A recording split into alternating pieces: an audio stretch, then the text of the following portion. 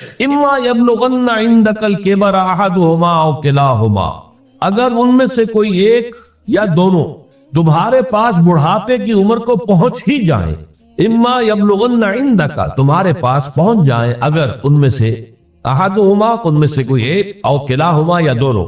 तो अब देखिए अहकाम क्या है बूढ़े वालिदैन। फला तकुल लहुमा उफ्फिन, नंबर एक, उन्हें उफ तक मत कहो। उफ क्या है? बड़ी छोटी सी शय, कोई हकारत आमेज शय, नाखून जो तराश दिए जाते हैं उनको भी उफ कहते हैं। इतनी सी छोटी बात भी उनसे न कहो कि उनकी गुस्ताखी जो है इस दर्जे में हो रही हो, जैसे कि ये तराशे हुए नाखून है, इस दर्जे में भी कोई गुस्ताखी उनके सामने न करो। फला तकुल लहुमा उफ, उफ है आप पर। हमारे यहाँ ये लफ्ज उफ ज्यादा इस्तेमाल नहीं होता, तुफ इस्तेमाल, तुफ है तुम पर, तुफ है आप पर, नहीं, हरगिज नहीं। उफ़िल लकुमा वमा ताबुदून, हज़रत इब्राहिम अलैहिस्सलाम ने फरमाया था, सूरह अंबिया में है मौजूद ये उफ़िल लकुमा।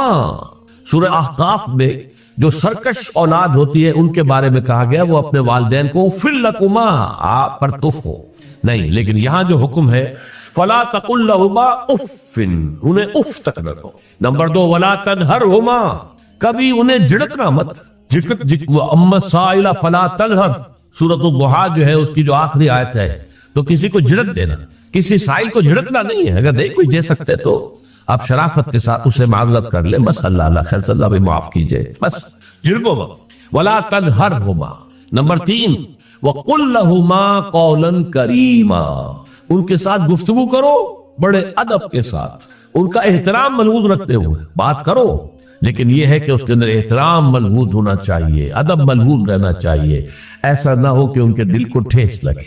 यही है वो जो बच्चा सा था हमारी गोद में खेलता था, इसकी निजासतें हम साफ करते थे, इसको दूध हम पिलाते थे, इसको चलना हमने उंगली पकड़ पकड़ कर।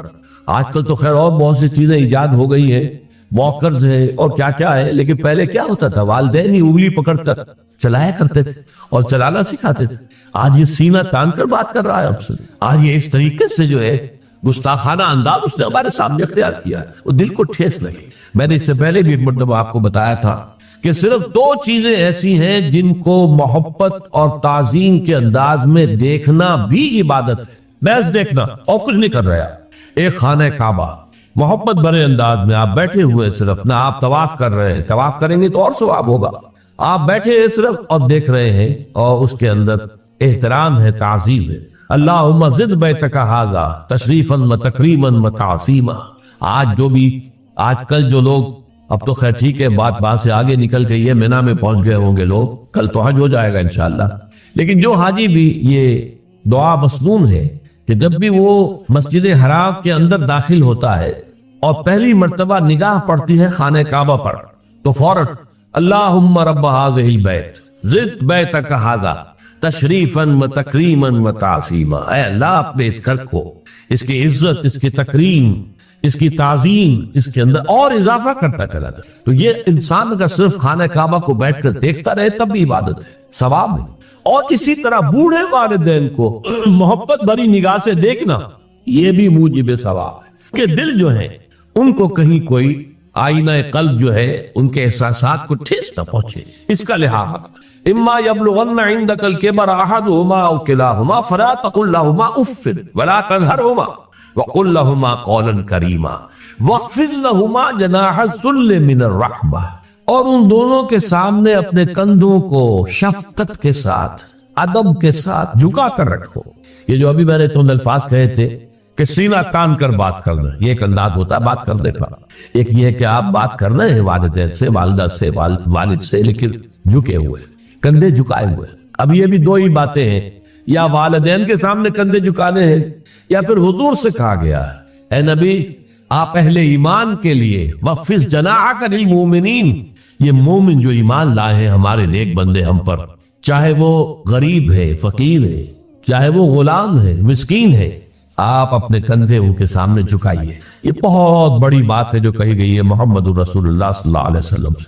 आप उनके सामने वक़्फ़िज़ जनाहक लिल मोमिनीन, अहले ईमान के लिए अपने कंधे झुकाइए, झुका कर रखें, उनका एहतराम की। हालांकि असल एहतराम तो हुजूर का है, वो तो जब हम पढ़ेंगे सूरह हुजरात तो जाके मालूम होगा कि किस तरह एहतराम मलहूज रहना चाहिए हुजूर का सल्लल्लाहु अलैहि वसल्लम। لیکن یہاں نوٹ کیجئے وَخْفِضْ لَهُمَا جَنَاحَ الذُّلِّ مِنَ الرَّحْمَةِ، اور اس سب کے بعد بھی وَقُلْ رَبِّ ارْحَمْهُمَا كَمَا رَبَّيَانِي صَغِيرًا، اور یہ دعا کرتے رہا کرو اے رب ہمارے ان دونوں پر، میرے والدین پر رحمت فرما، رحم کر، جیسے کہ انہوں نے مجھے پالا پوسا جبکہ میں چھوٹا سا تھا۔ اب دیکھیں یہاں لفظ کیا آیا، ربیانی، رب، اللہ تعالیٰ رب ہے حقیقی، وہ ہے اصل میں پالن ہار، ساری چیزیں اس کی پیدا کردہ ہے۔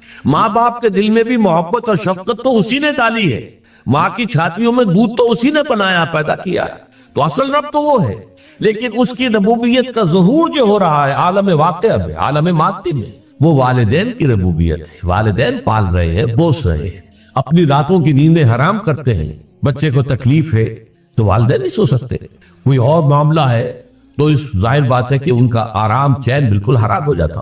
یہ ہے در حقیقت۔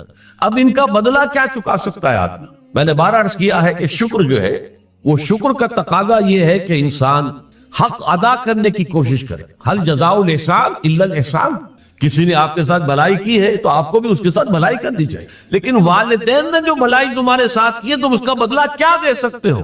اگر تم نے ان کے بڑھاپے میں خبر گیری کر بھی لی تب بھی وہ بدلہ نہیں ہو سکتا کہ جو انہوں نے تمہارے وجود میں آنے اور تمہارے لیے جو مشقتیں جھیلی ہیں، جو اثار کیا ہے، جو قربانیاں دی ہیں تمہیں بالنے پوچھنے کے لیے، اس کا بدلہ نہیں ہو سکتا۔ اس کا بدلہ ایک ہی ہے، اور وہ کیا ہے؟ اللہ سے دعا کیا کرو وَقُلْ رَبِّ ارْحَمْهُمَا كَمَا رَبَّيَانِي صَغِيرًا، پروردگار ان دونوں پر رحم فرما، رحمت نازل فرما، ان کی مغفرت فرما، ان کے درجات بلند کر، ان کی غلطیوں سے درگزر فرما، ان کے گناہوں کو بخش دے، ان کی غلطیوں سے چشم پوشی اختیار فرما پروردگار۔ اور یہ در حقیقت میں تجھ سے درخواست کیوں کر رہا کہ مجھ پر ان کے احسان کا بہت بڑا بوجھ ہے، ان کے احسانات کا بدلہ میں نہیں چکا سکتا۔ وَقُلْ رَبِّ ارْحَمْهُمَا كَمَا رَبَّيَانِي صَغِيرًا، اور کہا کرو اے رب ہمارے، اے رب میرے ان والدین کے اوپر، بوڑھے والدین پر رحم فرما۔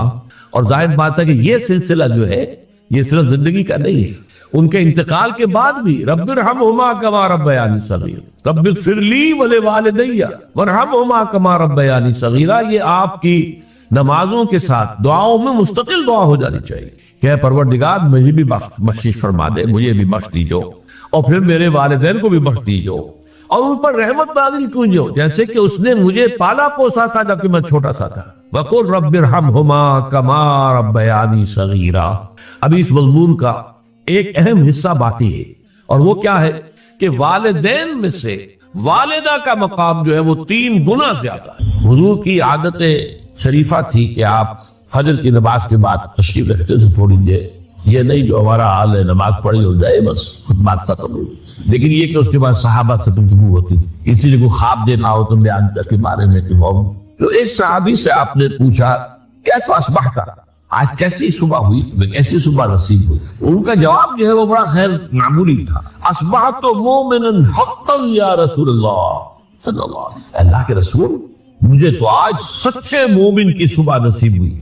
اچھے بات جو ہے غیر معمولی تھی تو حضور نے پوچھا لکل شیء صفت فما صفت ایمان، ہر شے کی کوئی نہ کوئی صفت ہوتی ہے جس سے آدمی اس کو پہچانتا ہے، تو یہ جو تم کہہ رہے ہو کہ مجھے سچے مومن کی صبح نصیب ہوئی ہے تو اس کی کیا کیفیت ہے وہ بیان کرو۔ کیا کامی انظر الی الجنہ، میری کیفیت یہ کاننی وہی لفظ ہے، کاننا کا طرح کانی انظر الی الجنہ، مجھے تو محسوس ہوتا میں جنت کو دیکھ رہا ہوں، وکانی انظر الی النار، اور مجھے تو یقین ہے کہ ایسے جیسے کہ میں دیکھ رہا ہوں جاننا۔ یہ کیفیت جو ہے ایمان کی شدت، ایمان کا اس درجے میں ہو جانا جو ہے در حقیقت یہ احسان اسلام، اس میں اللہ کے لیے جد و جہد، اللہ کے لیے محنت، اللہ کے لیے بھاگ دوڑ، اللہ کا خوف، اللہ کی خشیت، استحضار اللہ فی القلب، اللہ کے عبادت، اللہ کی یہ تمام جو کیفیت ہے اس سب کے اندر حسن پیدا ہو جائے، نکھار پیدا ہو جائے، خوبصورتی پیدا ہو جائے، اور یہ کیفیت اگر پیدا ہوگی تو کس سے ہوگی؟ وہ یقین کی گہرائی سے۔ لیکن اصولی بات کرتا قرآن کی تلاوت کے جو آداب ہیں قالین کے ضمن میں اس میں رعایتیں ہیں، مثلا یہ کہ بغیر وضو کے آپ قرآن کو نہیں چھو، لیکن حفاظ کے لیے جو حفظ کر رہے ہوں یہ اجازت ہے کہ وہ بغیر وضو کے دور کا تو پورا دن رات اسی میں لگ۔ اب اگر ان کے جو وضو کی پابندی لگا دی جائے تو ریٹائرڈ ہو جائے گا ان کا، وہ اجازت ہے، وہ علماء نے اجازت دی ہے کہ وہ بغیر وضو بھی قرآن کو ہاتھ لگا رہا۔ تو گویا کہ ایک ضرورت کے تحت، ایک تعلیم کی ضرورت کے تحت ان آداب میں کمی کی جا سکتی ہے۔ میں یہ سمجھتا ہوں کہ ایسے مجمع میں جہاں 300-400 آدمی بیٹھے ہوئے ہیں اور ہر ایک کے لیے ممکن نہیں ہے کہ قرآن مجید سامنے اس طور سے ہو کہ دوسرے کے سامنے نہ آئے، وہ اس اعتبار سے اس کو آپ سمجھیے کہ عموم بلوہ ہے، ایک مجبوری کی کیفیت ہے۔ اچھا، اور اگر آپ کے سامنے قرآن نہیں ہے تو آپ کی توجہ پھر سامنے مقرر کی طرف نہیں رہے گی، آپ اس سے فائدہ اتنا نہیں اٹھا سکیں گے جتنا کہ ٹیکسٹ آپ کے سامنے ہو تب فائدہ اٹھائیں گے۔ اس اعتبار سے اس میں طبیعت تو ہماری بھی جو ہے اس میں منقبض ہوتی ہے، اچھا نہیں لگتا ہے، لیکن یہ کہ یہ ایک مجبوری ہے، اس مجبوری کے تحت اسے الضرورات و تبیح المعذورات، تو یہ کہیں جہاں مجبوریاں ہو تو اس میں کوئی کمی ہو جائے تو ایسی بڑی بات نہیں۔ ویسے اس میں ایک بات میں کر دوں، اصولاً عالم عرب میں اور ہندوستان پاکستان میں ایک معاملہ بڑا متضاد ہے۔ عربوں میں آپ دیکھیں گے قرآن پڑھنے کا شوق بہت ہے، مسجد میں آئے گا کیا 2 منٹ رہتے ہیں فوراً اس نے اپنی 2 سنت پڑھ لیے، پھر وہ نکالے گا قرآن شریف بیٹھ کے پڑھنا شروع کر دے۔ لیکن یہ ہے کہ وہ آداب اتنے نہیں ہیں ان کے ہاں جتنے ہمارے ہاں۔ اگر اقامت ہو گئی وہیں سامنے رکھے گا، سجدہ کرے گا۔ یا میں نے یہاں تک دیکھا مسجد نبی میں کہ جہاں جوتیاں رکھ دی جاتی ہیں وہ ستونوں کے ساتھ وہیں اوپر رکھ دیتے ہیں، لیکن یہ کہ پڑھ سے ہمارے ہاں ادب ہی ادب ہے، پڑھنا بڑھنا کب کھڑا۔ یہ دونوں انتہائیں ہیں، ان دونوں سے بچنا چاہیے۔ فانہ انداز کے رنگ کے لوگ ہوتے ہیں، وہ فرض کو تو بس ایسے ہی ادا کر لیتے ہیں جیسے بس اس کی کوئی اہمیت نہیں ہے، بلکہ بعض لوگ وہ بھی ہیں کہ جو فرض کو تب کر دیتے ہیں، نوافل پر سارا زور، صرف رات کی نماز پر زور دیا جا رہا ہے، فرض نمازوں یہ ہم نے دیکھے ہیں، ایسے لوگ بالفعل دیکھے۔ یہ تمام چیزیں جو ہیں در حقیقت اس پھر راہ نبوت سے انسان کو ہٹا دینے والی۔ فرض کتنا فرض، نفل کتنا نفل۔ نوافل کے بارے میں جو ہے شریعت سے ثابت ہے، وہ تہجد بھی نافلۃ لک، حضور کے لیے تو لازم تھی، باقی کے لیے لازم نہیں ہے۔ جو قیام اللیل شروع میں تھا وہ لازم نہیں ہے۔ ہاں رمضان مبارک میں اس کی تشویق ہے، ترغیب ہے، وہ خاص ایک مہینہ ہے، اس میں دن میں کھانا پینا جو ہے وہ حرام کیا گیا، تو رات کو 2/3 رات یا 1/3 کم سے کم 1/3 رات جاگو اللہ کے قرآن کے ساتھ، اللہ کی کتاب کے ساتھ۔ تو یہ اصل میں جو توازن ہے یہ جو ہے بہت ضروری۔ ارأیت اذا صلیت الصلوات مکتوبات، حضور آپ نے دیکھا، غور فرمائیے کہ اگر میں جو فرض نمازیں ہیں وہ ادا کروں۔ اب مثلا ایک حدیث مجھے اور یاد آئی، فرض نماز کی اہمیت کو بیان کرنے کی حضور نے فرمایا جس شخص نے عشاء کی نماز بھی جماعت کے ساتھ ادا کی اور پھر فجر کی نماز بھی جماعت کے ساتھ ادا کی، اس کے لیے پوری رات کا قیام لکھ دیا جائے گا۔ فرض کی اہمیت تو اذا صلیت المکتوبات صلوات المکتوبات وصمت رمضان، اور میں روزہ بھی رمضان کے روزے رکھ لوں، باقی روزہ رکھنا آپ کی مرضی پر ہے، رکھیں ٹھیک ہے، لیکن وہ جو لازم نہیں ہے۔ نجات کے لیے لازم جو بیس لائن ہے وہ جو عبادات فرض، اس کے بعد جتنا آدمی اضافہ کر سکے، حالات کو بھی دیکھیں۔ بعض حالات ایسے ہوں گے کہ اس میں اصل اہمیت جہاد کی ہو جائے گی، قتال کی ہو جائے۔ اب ایسا حال بھی ہو سکتا ہے کہ اسلامی نظام قائم ہے، اسلامی حکومت قائم ہے، نظام خلافت قائم ہے، تو اب قتال کا معاملہ جو وہ حکومت کے ذمہ ہے، حکومت انتظام کرے گی۔ اگر کہیں 10,000 آدمی چاہیے، 10,000 آدمی نکل آئے چل جانے کے لیے، تو باقی آرام سے گھر میں سوئیں یا نوافل پڑھے، سارے رات کھڑے رہے، ٹھیک ہے، یہ تقرب بالنوافل کا موقع ہوگا۔ لیکن اگر اللہ کا دین جو ہے وہ مغلوب ہے، پامال ہے، اسے پاؤں تلے رودا جا رہا ہے، شریعت کی دھجیاں بکھیری جا رہی ہیں، عوامر کا استہزاء ہو رہا ہے، اور جو منکرات ہیں ان کی تبلیغ ہو رہی ہے، اس وقت آدمی نوافل میں لگا رہے، وہاں تو فرض ہو جائے گا امر بالمعروف نہی عن المنکر۔ جہاد اس کی جو بھی تقاضے ہو، اس وقت سارے تقاضے اس کو بیان کرنے کا موقع نہیں، اس اصل سے کو اس فرض کو ترک کر کے نوافل میں لگیں گے، یہ نوافل منہ پر دے مارے جائے۔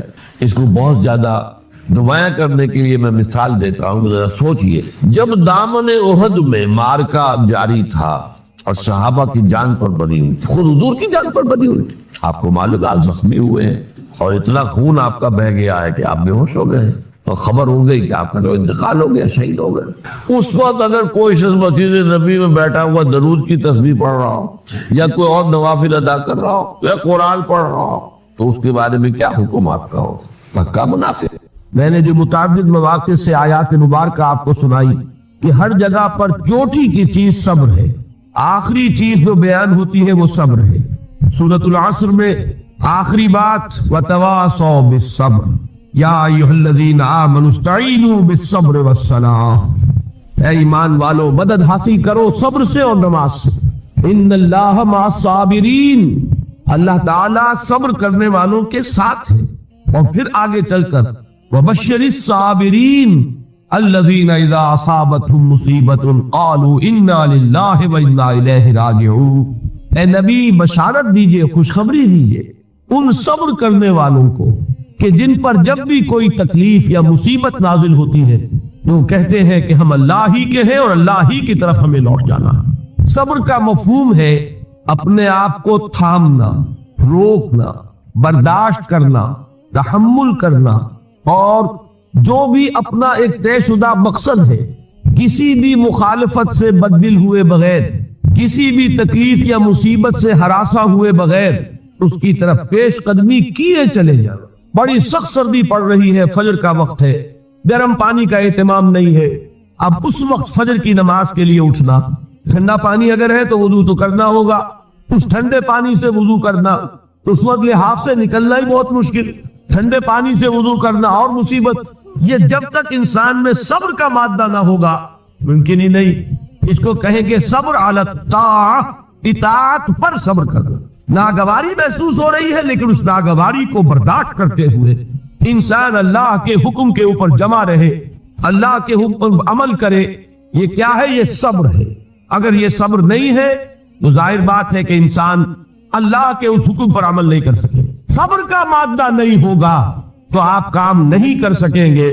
और इसी का एक दूसरा रुख है, जब आप दावत हक के लिए खड़े होंगे पहला कदम क्या आता है? इस्तेहजा, तमस्खुर, मजाक उड़ाना। जिसकी मैं मिसाल अब देना चाहता हूं मोहम्मद रसूलुल्लाह सल्लल्लाहु अलैहि वसल्लम की शख्सियत से। देखिए हम क्या और हमारी बिसात क्या, हम क्या मुबल्लिग होंगे, क्या दाई होंगे, हमारे अपने दामन पर दाग होते हैं। लेकिन यह कि मोहम्मद रसूलुल्लाह के दामन पर कोई दाग था, उनको तो सारे मक्के वाले। यकीनन आसमान और जमीन की तख्लीक में और दिन और रात के उलटफेर में निशानियां हैं होशमंदों के लिए। इनके जरिए से इंसानी शऊर के अंदर वो मारिफत रब उजागर होगी। वो पहला मरहला उसने तय कर लिया, वो डोरमेंट मारिफत अब एक्टिवेट हो गई। अब मजीद फिक्र का मरहला है जो अगली आयत में आया है, अल्लज़ीना यज़कुरून अल्लाह क़ियामन व क़ुऊदन व अला जुनूबिहिम व यतफ़क्करून फ़ी ख़ल्क़िस समावाति वल अर्ज़ रब्बना मा ख़लक़्त हाज़ा बातिला सुब्हानक फ़क़िना अज़ाबन नार। यानी तफक्कुर जो है, यतफ़क्करून फ़ी ख़ल्क़िस समावाति वल अर्ज़, वो तफक्कुर करते हैं, गौर व फिक्र करते हैं आसमान और जमीन की तख्लीक में। लेकिन उस तफक्कुर के साथ लाज़िमन जिक्र और जिक्र मदाम, जिक्र भी वो कि जो मुस्तकिल हो, हर हालत में हो। अल्लज़ीना यज़कुरून अल्लाह क़ियामन व क़ुऊदन व अला जुनूबिहिम, वो लोग के जो अल्लाह को याद रखते हैं, अल्लाह का जिक्र करते हैं, खड़े हुए भी, बैठे हुए भी और अपने पहलुओं के बल यानी लेटे हुए भी। अब इन तीन के सिवा तो कोई पोजीशन इंसान की नहीं है। इसी का नाम है दवाम जिक्र। और इसके साथ अगर वो तफक्कुर करते हैं तो उनका फिक्र अगली मंजिल तक पहुंचता है।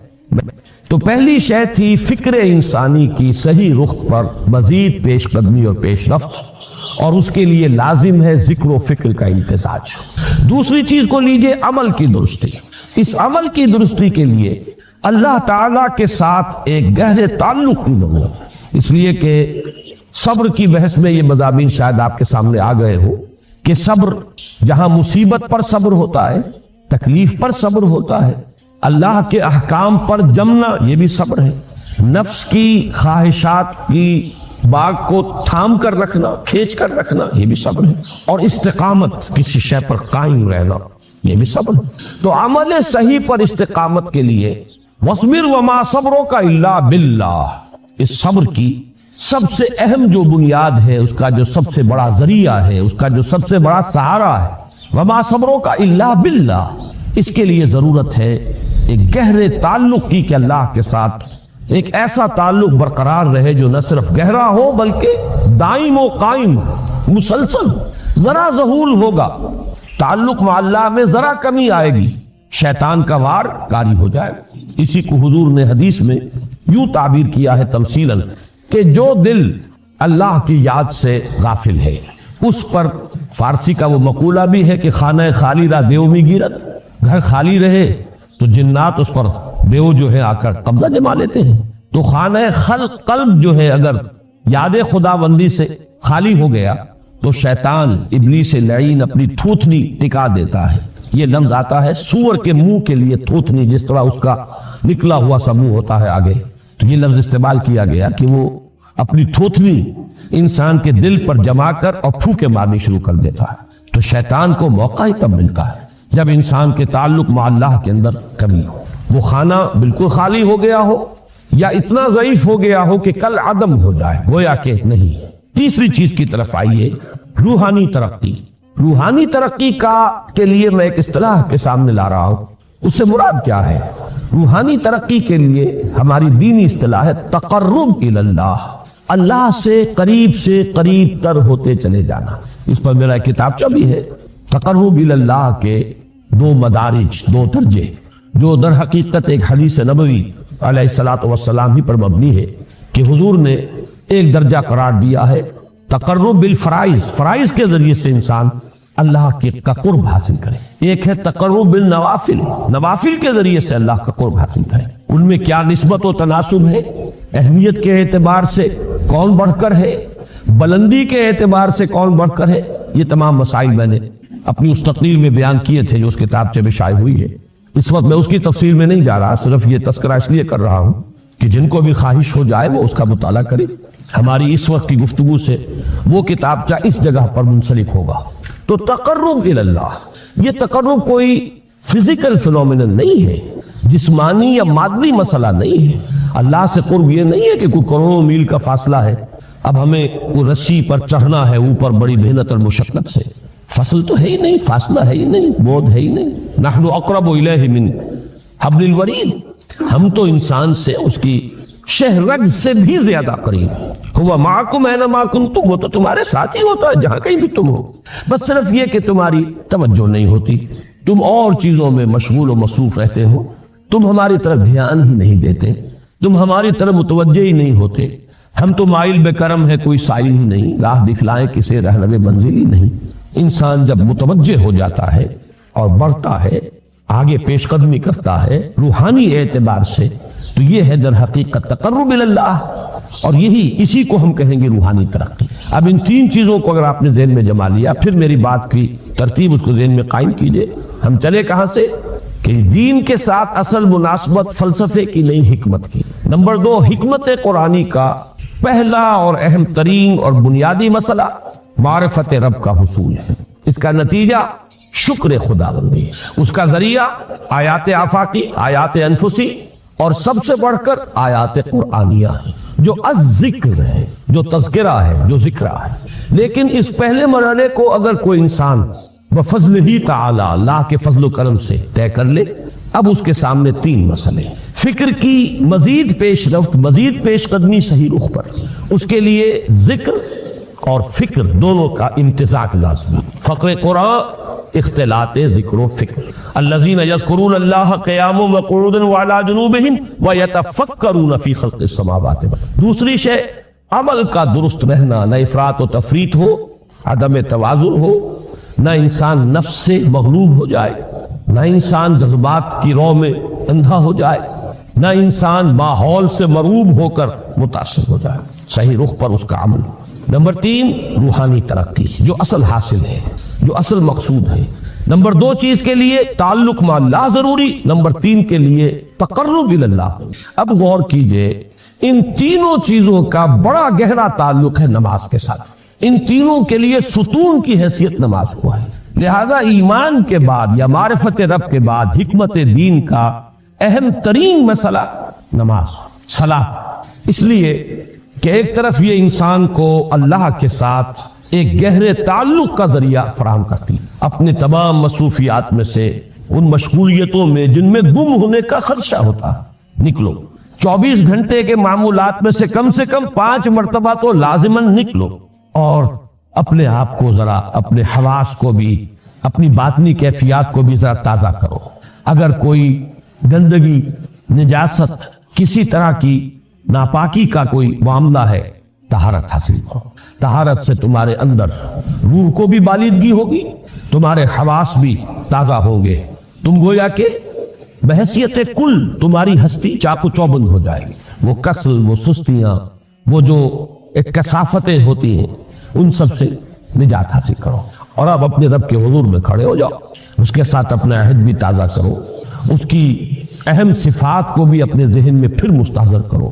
یہی وجہ ہے, دیکھیے میں نے جو آیات آپ کو شروع میں سنائی تھی, سورہ لقمان کی 2 آیتیں, پہلی آیت میں اس کا ترجمہ کر چکا, دوسری آیت وَلَقَدْ وَإِذْ قَالَ لُقْمَانُ لِابْنِهِ وَهُوَ يَعِظُهُ يَا بُنَيَّ لَا تُشْرِكْ بِاللَّهِ إِنَّ الشِّرْكَ لَظُلْمٌ عَظِيمٌ. اس کے بعد درمیان میں کچھ مضمون آ کر پھر وہ آیت مبارکہ آئی, یا بنی اقم الصلاۃ وامر بالمعروف وانہی عن المنکر واصبر علی ما اصابک. گویا کہ اہم ترین چیز, بنیادی ترین چیز, اللہ کو محض پہچان لینا کافی نہیں ہے, یاد رکھنا ضروری ہے.